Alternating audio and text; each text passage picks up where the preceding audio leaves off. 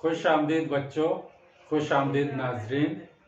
मैं पिछले सबक में कवायद पढ़ा रहा था। कवायद के कुछ असबाब अभी छूट गए हैं, मैं उन्हें बाद में पढ़ाऊँगा। इसकी वजह यह है कि अभी इम्तहानों का मौसम शुरू होने वाला है। मैट्रिक, इंटर और ग्रेजुएशन सभी इम्तहानात अब से कुछ ही दिनों बाद शुरू होने वाले हैं। मैं ये चाहता हूँ कि उर्दू अदब के बारे में चर्चा की जाए, और जैसा कि बोर्ड पर लिखा हुआ है उर्दू अदब, इंग्लिश में इसको उर्दू लिटरेचर कहते हैं, हिंदी में कहेंगे तो उर्दू साहित्य। लैंग्वेज और लिटरेचर में फ़र्क है, भाषा और अदब में फ़र्क है। लैंग्वेज या उर्दू या हिंदी जो भी भाषाएं हैं या अंग्रेज़ी, तो भाषा जानना, पढ़ लेना, लिख लेना ये अलग बात है। लेकिन उर्दू अदब, हिंदी साहित्य और इंग्लिश लिटरेचर के बारे में गहरा मुताला करने को उर्दू अदब या हिंदी अदब या इंग्लिश लिटरेचर कहते हैं। तो आज हम लोग उर्दू अदब की कितनी शाखें हैं, कितने हिस्से हैं, उस पर जानकारी हासिल करेंगे। जैसा कि आप बोर्ड पर देख रहे हैं, उर्दू अदब की दो शाखें हैं, हिस्से नसर और हिस्से शायरी। हिस्से नसर और हिस्से शायरी। इंग्लिश में हिस्से नसर को प्रोज कहते हैं और हिस्से शायरी को पोएट्री कहते हैं। हिस्से नसर को हिंदी में गद्य और हिस्से शायरी को पद्य कहते हैं। तो जो हिंदी के लोग हैं या इंग्लिश पढ़ने वाले बच्चे हैं, वो भी इस बात को समझेंगे कि हिस्से नसर को इंग्लिश में क्या कहेंगे, प्रोज, और हिस्से शायरी को पोएट्री। तो ये दोनों शाखें जो हैं, इसके भी कई इसनाफ हैं। इसनाफ सिंफ की जमा है। सिंफ यानी जो इसकी शाखें हैं उसको हम सिंफ कहेंगे। जैसे हिस्से नस्र में बोर्ड पर आप लिखा हुआ देख रहे हैं, मजमून। मजमून को इंग्लिश में कहते हैं एस्से, हिंदी में निबंध। अफसाना, अफसाना को हिंदी में कहानी कहते हैं, इंग्लिश में स्टोरी भी कह सकते हैं। इंशाइया के बारे में बजाते मैं बताऊंगा। नॉवेल को हिंदी में उपन्यास और इंग्लिश में नॉवेल भी कहते हैं। दास्तान, खाका, मकतूब निगारी। दास्तान जो बहुत लंबी चौड़ी कहानियां होती हैं उसको दास्तान कहते हैं। खाका किसी शख्स की पर्सनालिटी, उसकी शख्सियत, उसके नक्शो निगार, शक्ल सूरत के बारे में अगर कोई तहरीर की जाए तो उसको खाका कहते हैं। मकतूब निगारी यानी खत लिखना, खतूत निगारी भी इसको कह सकते हैं। पहले खत लिखने का जो रिवाज था, लोग अपनी बात, अपना पैगाम खत के जरिए दूसरों तक पहुंचाते थे, उस सिंफ को मकतूब निगारी कहते हैं। मकाला के बारे में भी हम बताएंगे।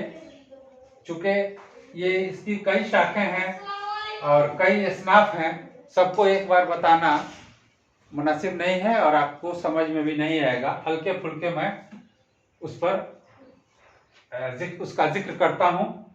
तबसरा, सहाफत जिसमें पत्रकारिता उसको कहते हैं हिंदी में।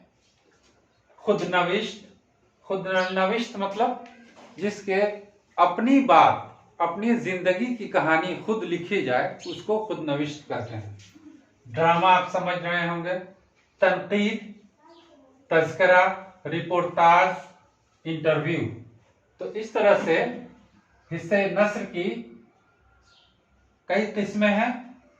16 हमने बोर्ड पर लिखी हैं। इसके अलावा भी कुछ इसनाफ हो सकते हैं। हिस्से शायरी यानी पोएट्री में नज्म, हमद, नात, मनकबत, कसीदा, मरसिया, मसनवी, गज़ल, रुबाई, कता, दोहा, गीत और भी कुछ जदीद इसनाफ मंजर-ए-आम पर आ रहे हैं जो आप बाद में जान जाएंगे। लेकिन पहले हम इस पर मालूमात हासिल करेंगे इसके बारे में। तो हिस्से नस्र से पहले मैं चाहता हूं कि जैसा कि सिलेबस में निसाबी किताबों में पहले हम्द रहता है, हम्द ये नज्म की ही एक किस्म है। हम्द और नात और मनकबत, मैं इन तीन चीजों पर रोशनी डालूंगा। हम्द, जिस नज्म में खुदा की तारीफ बयान की जाए, उसके सिफात बयान किए जाएं, सिफात माने खूबियां, उस नज्म को हम्द कहते हैं। ये हिस्से शायरी का अहम हिस्सा है और इसमें शायर अपनी सलाहियत के एतबार से हम्द के अशार, मदहिया अशार कहते हैं। और खुदा की ज़ात इतनी बड़ी है, इतनी अहम है कि अल्लाह पाक में खूबियाँ ही खूबियाँ हैं। बहुत सारे शायरों ने कोशिश की हम्द लिखने की, तबा आजमाई की, लेकिन खुदा की ज़ात इतनी बड़ी है, इतनी ख़ास है, इतनी एकता है कि उसके बारे में कुछ भी लिखा जाए, चाहे जितना भी लिखा जाए, कम पड़ जाएगा। तो हम्द का शायर खुदा की तारीफ अपने सलाहियत के एतबार से, अपनी जानकारी के हिसाब से वो करता है और अशार पेश करता है। तो कोई भी काम हम शुरू करते हैं तो अल्लाह का नाम लेते हैं, इसलिए मैंने हम्द के बारे में बताया, क्योंकि हर किताबों में हम्द से शुरुआत होती है। तो हम्द माने, हम्द का लग़वी माना ही होता है खुदा की तारीफ करना। नात, नात भी नज्म की एक किस्म है। जिस नज्म में हुजूर सल्लल्लाहु अलैहि वसल्लम की तारीफ बयान की जाए, उनके सिफात बयान किए जाएं, उसको नात कहते हैं। नात शरीफ भी इसको कहते हैं, नातिया कलाम भी कहते हैं। तो हुजूर सल्लल्लाहु अलैहि वसल्लम की ज़ात भी इतनी निराली है, इतनी बेमिसाल है कि उनमें तमाम खूबियां ही खूबियां हैं। तो इसमें भी शायर अपनी सलाहियत के एतबार से कोशिश करते हैं, तबा आजमाई करते हैं नात लिखने के लिए। तो हुजूर सल्लल्लाहु अलैहि वसल्लम यानी हजरत मोहम्मद की तारीफ जिस नज्म में की जाए, उसको नात कहते हैं। मनकबत, मनकबत उस नज्म को कहते हैं जिसमें बुजुर्गान दीन, औलिया कराम की मंजूम तारीफ की जाए, नज्म में उनकी तारीफ भी की जाए और उनकी खूबियां बयान की जाएं, उसको मनकबत कहते हैं। बुजुर्गान दीन आप समझ लीजिए, जैसे हजरत निज़ामुद्दीन औलिया, ख्वाजा मोइनुद्दीन चिश्ती रहमतुल्लाह अलैह, बाबा फरीद शकरगंज रहमतुल्लाह अलैह, ये सब बुजुर्गान दीन हैं। बंदा नवाज, गेसू दराज, अमीर खुसरू, हजरत अमीर खुसरू, ये तमाम बुजुर्गान दीन हैं। इनकी तारीफ में अगर मदहिया अशार लिखे जाते हैं तो उसको हम मनकबत कहते हैं। तो इस तरह से आप जो जो इसनाफ यहाँ लिखे गए हैं और उर्दू अदब की जो शाखें हैं, हिस्से नस्र और हिस्से शायरी, इसको आप लोग पहले याद कर लीजिएगा और इसको लिख भी लीजिएगा, नोट भी कर लीजिएगा।